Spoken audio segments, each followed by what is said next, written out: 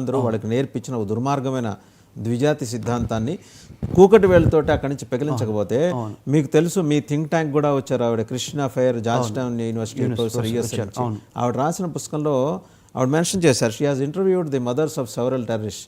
వాళ్ళు చెప్పారట ఆవిడకి ఏంటంటే, మా పిల్లలు అంటే వాళ్ళ కొడుకులు సూసైడ్ బాంబర్స్గా మారి ఒక 300-400 మందిని చంపితే జన్నత్ దొరుకుతుంటే వాళ్ళకి 72 వర్జన్స్ దొరుకుతుందిట.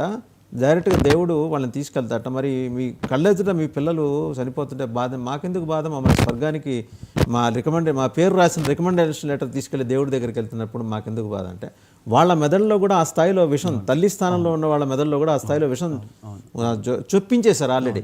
అందువల్ల మన థియరీని సమూలంగా కొడితే గానీ అక్కడ రోగానికి మందు. Absolutely sir. అదే సార్, అదే ఇప్పుడు మన ఆయుర్వేదిక్ మెడిసిన్ లాగా మూలాలకు వెళ్ళి రోగాన్ని నయం చేస్తే కానీ ఉగ్రవాదం అనే ఒక రోగం, ఒక జబ్బు పరిష్కారం కాదు. అందుకని మనం ఏం చేయాలంటే, ఉగ్రవాద రోగానికి నిలయాలైన మద్రసాస్, ముల్లా సెంటర్స్, వాటి నుంచి స్టార్ట్ చేయాలి సార్.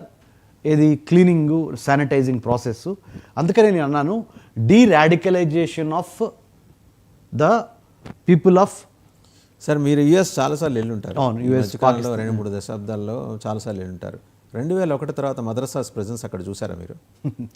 2001 తర్వాత మద్రసాస్ ప్రెజెన్స్ని కంప్లీట్గా అంటే శానిటైజేషన్ అంటాను చూడండి. ఇప్పుడు కోవిడ్ సమయంలో వైరస్ను చంపడానికి మనం శానిటైజ్ చేసుకున్నామే హ్యాండ్స్, అట్లా 9/11 అటాక్స్ చేసుకున్నారు సార్.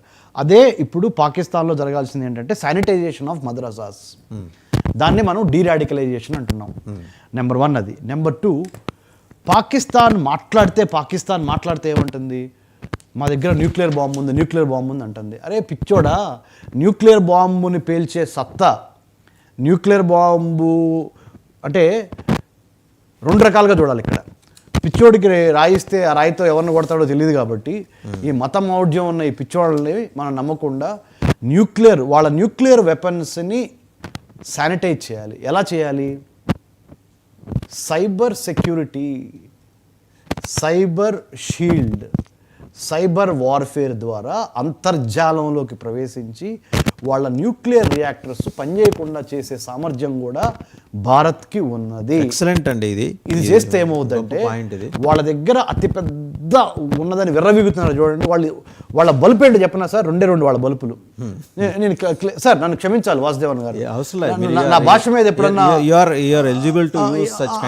అంటే ఎందుకు అంటున్నానంటే సార్, వాళ్ళ బల్బ్ ఏంటంటే, అంటే మీరు మనుషుల గురించి మాట్లాడేప్పుడు సంస్కారవంతంగా మాట్లాడచ్చు. ఉన్నది మనుషులు కాదు కదా, మనుషులు క్రూరత్వంతో ఉన్న మృగాలు, వాళ్ళ గురించి చెప్తున్నాను. ఈ ఉగ్రవాద క్రూరత్వంతో ఉన్న మృగాలకి నేను చెప్పేది ఏంటంటే, ఒకటే, వాళ్ళు చెప్పిన వాళ్ళకి అర్థం కాదు కానీ మనం చేయాల్సిందే చెప్తున్నా, వాళ్ళు చేయాల్సిందే నేను చెప్పట్లా, మనం ఏం చేయాలో చెప్తున్నా. అంతర్జాలంలో సైబర్ స్పేస్లో సైబర్ వార్ఫేర్ ద్వారా ఏదైతే మా దగ్గర అణుబాంబు ఉంది అని మనల్ని బ్లాక్మెయిల్ చేస్తున్నారో, I'm quoting our honourable prime minister Narendra Modi sir also. He said, you can't blackmail India by showcasing your nuclear bomb అని అంటున్నారు కదా. దాన్ని జవసత్వాలు లేకుండా కట్ చేయాలి. ఎలా కట్ చేయగలమంటే, సైబర్ స్పేస్లోకి సైబర్ దాడుల ద్వారా అది చేయగలం. అంటే ఒక్క బుల్లెట్ పేల్చకుండా, ఒక్క ఎవిడెన్స్ దొరకకుండా, వాళ్ళ దగ్గర ఉన్న సెంట్రిఫ్యూగ్స్, న్యూక్లియర్ రియాక్టర్స్కి కనెక్షన్స్, వాటిని కొట్టడానికి కావాల్సిన తెలివితేటలు మన దగ్గర ఉన్నాయి, అవి వాడాలి. 2వది చెప్పా, డీన్యూక్లియరైజేషన్. ఒకటి డీరాడికలైజేషన్ అయిపోయింది సార్, ఇంకోటి డీన్యూక్లియరైజేషన్ అయిపోయింది sir. As part of that I believe confirmation of radiation leak at facility located in north Pakistan. చూడండి, మీరు చూడండి, మీరు ఎంత అద్భుతంగా మీరు రీసెర్చ్ చేసి లెటర్ కాన్ఫిడెన్షియల్ లెటర్ బయటపడింది.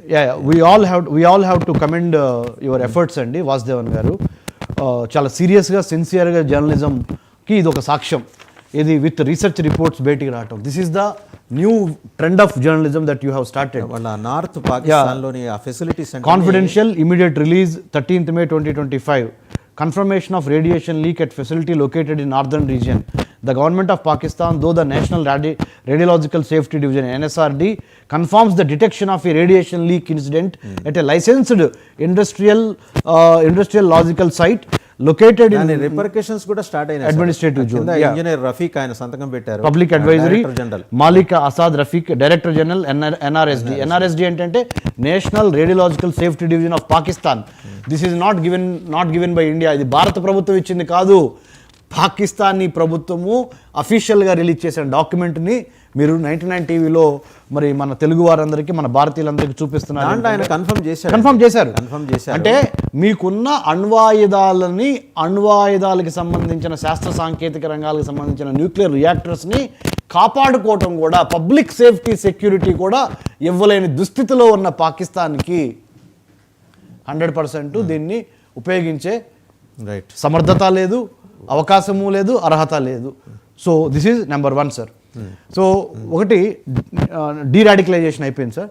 2 డీన్యూక్లియరైజేషన్ గురించి మాట్లాడాము.